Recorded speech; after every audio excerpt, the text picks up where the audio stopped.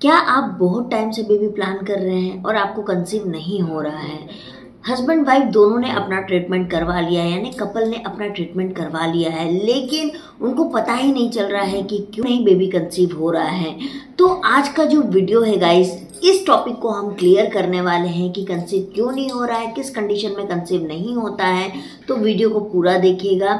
मैं आंचल आप सबका स्वागत करती हूँ मेरे चैनल पर। तो अगर आपको वीडियो थोड़ी भी अच्छी लगे तो इसको सब्सक्राइब जरूर कर लीजिएगा और हाँ, दूसरों की हेल्प जरूर कीजिएगा इसको शेयर करके। तो ऐसा करते हैं, हम अपने वीडियो को स्टार्ट कर लेते हैं। आज हम बात करेंगे मेल इनफर्टिलिटी के बारे में। मेल इनफर्टिलिटी क्या होता है, इसके सिम्टम क्या हैं? तो देखिए, ये एक आनुवंशिक विकार भी हो सकता है। आपको सेक्स करने का मन नहीं करेगा, सेक्स करेंगे तो आपको दिक्कत महसूस होगी, आपको ईडी का बहुत कम आना होगा, इस तरह की प्रॉब्लम आपको दिखेगी। आपके शरीर और आपके चेहरे पे कम बाल आपको दिखेंगे, आपको हमेशा स्ट्रेस फील होगा। तनाव में अगर आप रहते हैं तो ये बहुत ज़्यादा इम्पैक्ट डालता है आपके स्पर्म के काउंट पे, मोटिलिटीज पे। तो ये कुछ सिम्टम्स है जिससे आप समझ सकते हैं कि आपको डॉक्टर से मिलना चाहिए। अब बात कर लेते हैं कि आखिर होता क्या है, मेल इनफर्टिलिटी प्रॉब्लम्स है क्या आखिर। देखिए, जो आपका स्पर्म है उसका या तो सही आकार नहीं होना, या फिर आपका मोटिलिटी कमी यानी उसकी गतिशीलता में कमी होना, या स्पर्म का काउंट अच्छा ना होना, या स्पर्म का जो है वो डेड होना यानी मरा हुआ स्पर्म होना, गतिशीलहीन स्पर्म आपको होंगे। इस तरह की अगर आपको प्रॉब्लम है तो ये आपकी मेल इनफर्टिलिटी में ही काउंट होता है।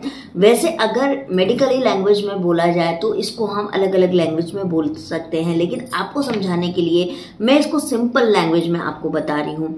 तो ये मेल इनफर्टिलिटी में होता है। अब मेल इनफर्टिलिटी में होम रेमेडीज क्या होती है? देखिए, मेल इनफर्टिलिटी होता क्यों है? तो होने का आपको आनुवंशिक रीजन भी हो सकता है, या फिर आपका जो रीजन है आपका खान पान अच्छा नहीं होना भी होता है। आप धूम्रपान अगर करते हैं तो भी आपको ये समस्या हो सकती है, या फिर आप बहुत ज्यादा वर्कलोड में दबे रहते हैं, तनाव महसूस करते हैं, ये प्रॉब्लम आपको हो सकती है। तो कारणों से भी होती है।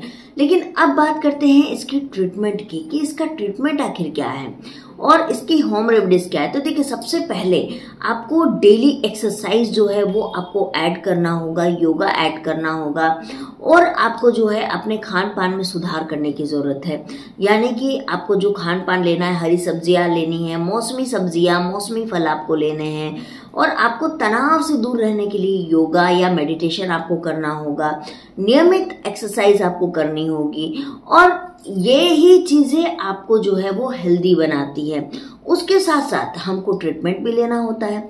तो इसकी ट्रीटमेंट कैसे होगी? अगर आप एलोपैथिक में जाओगे तो इसकी ट्रीटमेंट डिफरेंट होती है, लेकिन अगर आप आयुर्वेद चूज कर रहे हो तो इसकी ट्रीटमेंट जो होगी वो डिफर होगी। इसकी एक मेडिसिन आती है जो कि चक्रकोश ब्रांड की आती है, स्पर्मो केयर। स्पर्मो केयर जो मेडिसिन है ये पूरी तरीके से इन विकारों पर ही काम करती है। अगर आपको मोटिलिटी की समस्या है, आपके आकार की समस्या है, किसी भी तरह के आपको स्पर्म से रिलेटेड समस्या है, तो आपको स्पर्मो केयर जो है वो हर तरह की आपकी मेल इनफर्टिलिटी प्रॉब्लम पे काम करती है। तो इस मेडिसिन में आखिर क्या क्या पाई जाती है? तो इसमें सारे के सारे आयुर्वेद इंग्रेडिएंट पाए जाते हैं, और ये बिल्कुल भी हार्मफुल नहीं होते हैं। आप इस मेडिसिन को बिल्कुल आराम से ले सकते हैं। मेडिसिन सबसे पहले काम क्या करेगी? तो ये आपके बूस्ट करेगी आपके टेस्टोस्टेरोन हार्मोन के लेवल को। ये मेडिसिन का पहला काम तो ये है, क्योंकि इस प्रॉब्लम में चाहे मेल इनफर्टिलिटी हो चाहे फीमेल इनफर्टिलिटी हो, शुरुआत जो होता है वो हार्मोनल डिसबैलेंस से ही होता है। तो इस मेडिसिन का काम है सबसे पहले आपके टेस्टोस्टेरोन हार्मोन को बैलेंस करना। सेकेंड चीज, ये आपके ओवरऑल स्टेमिना पे काम करती है, आपको स्ट्रेंथ देती है, आपके स्टेमिना को बढ़ाती है। ये थे इस मेडिसिन के बेनिफिट्स की, कि इस मेडिसिन को लेने पे आपको क्या बेनिफिट मिलेगा। सबसे पहले इस हेल्पफुल इन मेल इनफर्टिलिटी, ये आपके ओवरऑल जो आपका मेल इनफर्टिलिटी की प्रॉब्लम है उस पर ये वर्क करेगा। सेकेंड जो है, स्पर्म मोटिलिटी को ये इम्प्रूव करता है, यानी आपके जो पुअर स्पर्म की गतिशीलता है इसको ये ठीक करता है। अगर आपका लो स्पर्म काउंट है तो इसको ये इक्वल करता है, बराबर करता है, तो इस पे ये वर्क करता है। अगर आपको एजोस्पर्मिया की प्रॉब्लम है, यानी नो स्पर्म प्रोडक्शन, यानी आपका स्पर्म बनता ही नहीं है, प्रोडक्शन ही नहीं होता है, तो एजोस्पर्मिया पे ये बहुत अच्छा काम करता है। क्लम्पिंग ऑफ स्पर्म, यानी आपस में शुक्राणुओं का चिपकना, इस पे भी ये बहुत अच्छा वर्क करता है।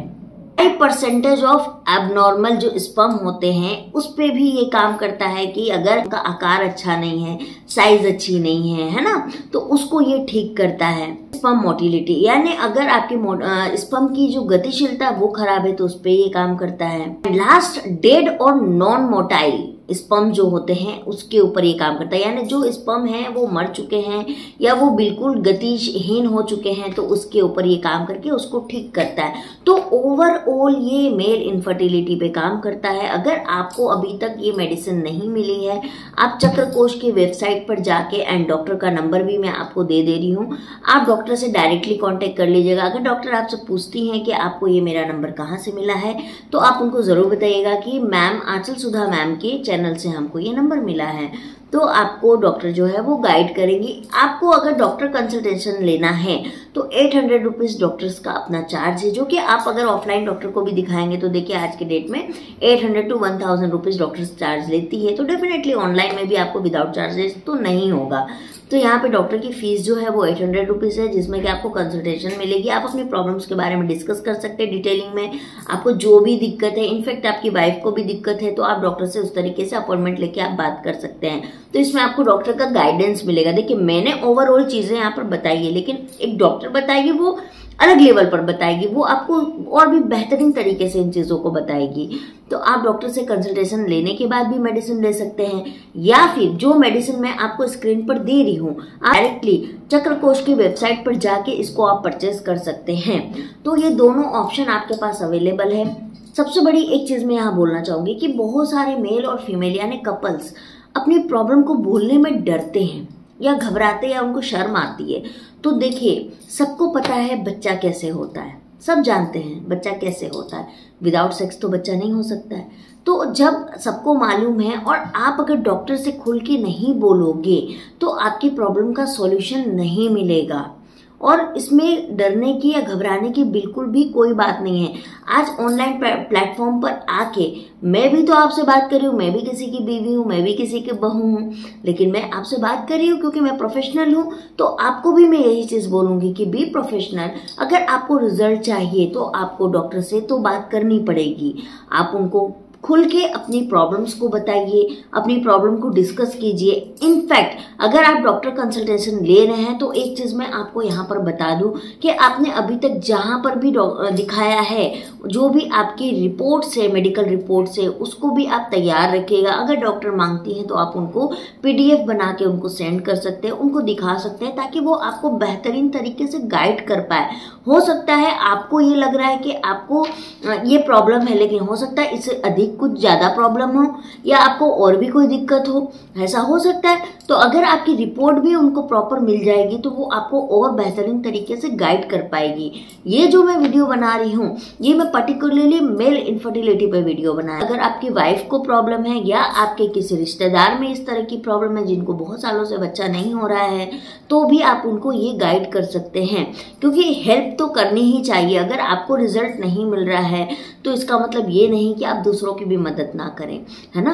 तो आपको अपने लिए भी सोचना है और दूसरों के लिए भी करना है। तो अगर आपको ये मेरा वीडियो अच्छा लगे तो इसको लाइक, शेयर एंड सब्सक्राइब जरूर कर दीजिएगा। एंड लास्ट बात, इस मेडिसिन को कंज्यूम कैसे करना है, ये मोस्ट इम्पॉर्टेंट चीज़ है। तो आपको जो है 5 ग्राम इसमें आपको लेना है, ये चूर्ण फॉर्म में होता है, आपको इसको 5 ग्राम लेना है। और इस खाना खाने के बाद आफ्टर मील आपको इस 5 ग्राम चूर्ण को दूध में डालना है या खजूर के शेक में डालना है। आप उसको खजूर के शेक या दूध में डाल के आप इसको पी लीजिए। आपको पर डे 5 ग्राम जो है वो खजूर के शेक में या आपको दूध में आपको इसको लेना है, ठीक है।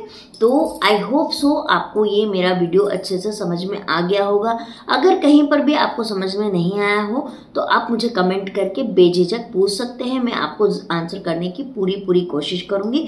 और लास्ट में मैं अपना मेल ID भी डाल रही हूँ। अगर आपको कुछ क्वेश्चन मुझसे पूछने हैं या मुझसे पर्सनली आपको बात करनी है तो आप मुझसे भी बात कर सकते हो, ठीक है, लेकिन मैं आपको मेल पे ही रिप्लाई करूंगी। तो चलिए मैं मिलती हूँ आप लोगों से बहुत जल्दी एक नए वीडियो में एक नए सेशन के साथ। तब तक के लिए बाय बाय। और हाँ, आप मेरे चैनल को सब्सक्राइब जरूर कीजिएगा।